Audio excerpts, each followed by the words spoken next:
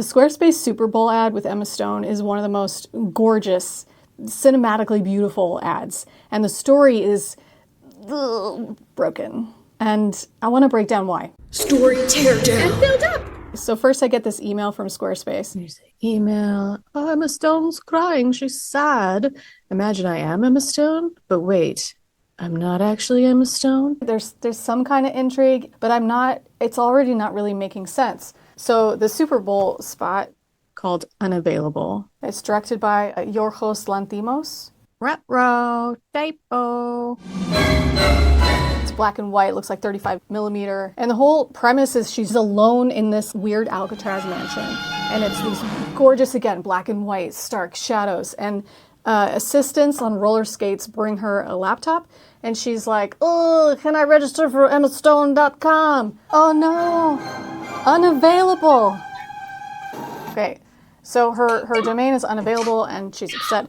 And she throws the laptop into the fire and inhales all the laptop fumes. Get that smoke. Oh, yeah. And then another assistant comes rolling in on roller skates for some reason. It looks cool. And hands her another laptop. Let's get another laptop because that'll solve the problem. And there she is again looking for emmastone.com.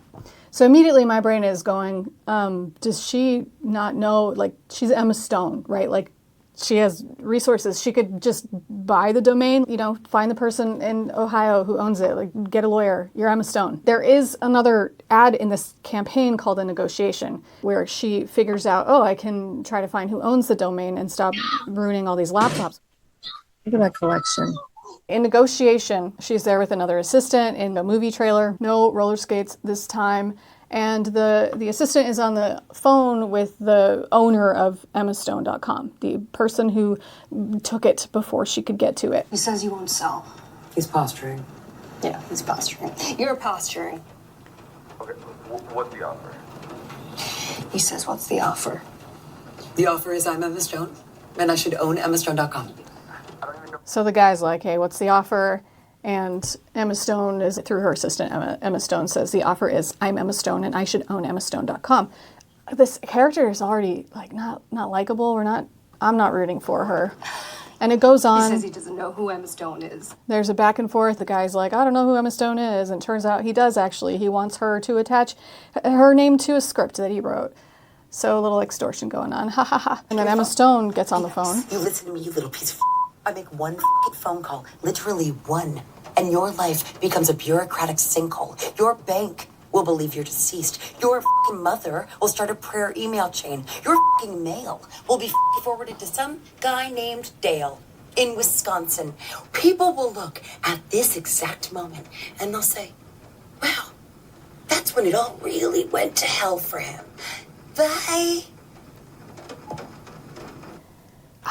I don't want this character to win.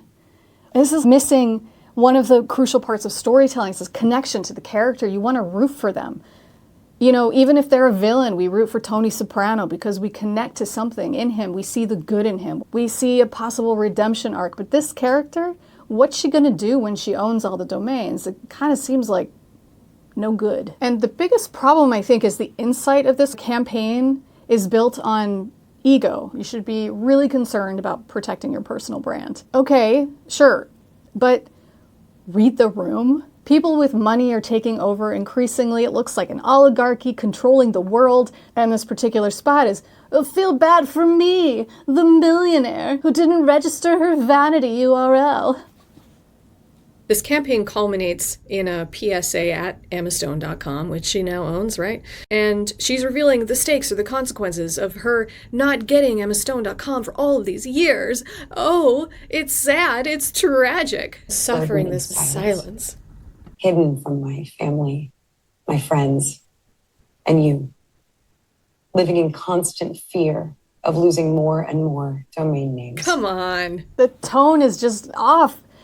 Yes, we do need comedy, but this should have, in my opinion, it could have leaned heavier on a satire or gotten more absurd and ridiculous with what happens, with the consequences. Okay, what's the worst thing that can happen if Emma Stone or anybody else doesn't get their domain?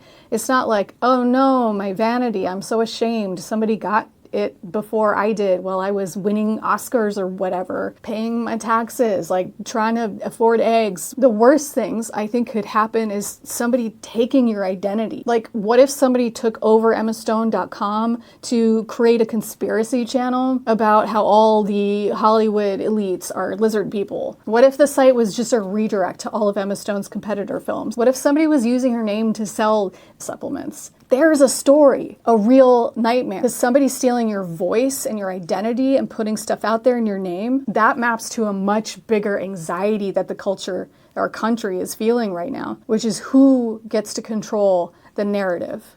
Who gets to own the story about you? And now let's say we go even bigger than this. Let's say Emma Stone wanted to make a bigger project, like a foundation or a film school, a production company for kids who don't have other opportunities. And what if someone takes that URL and starts scamming kids and their parents out of $10,000 for fake film courses? So now you're not sad just because somebody took your URL. You're sad because it's putting actual people at risk. What if the insight here wasn't protect your ego?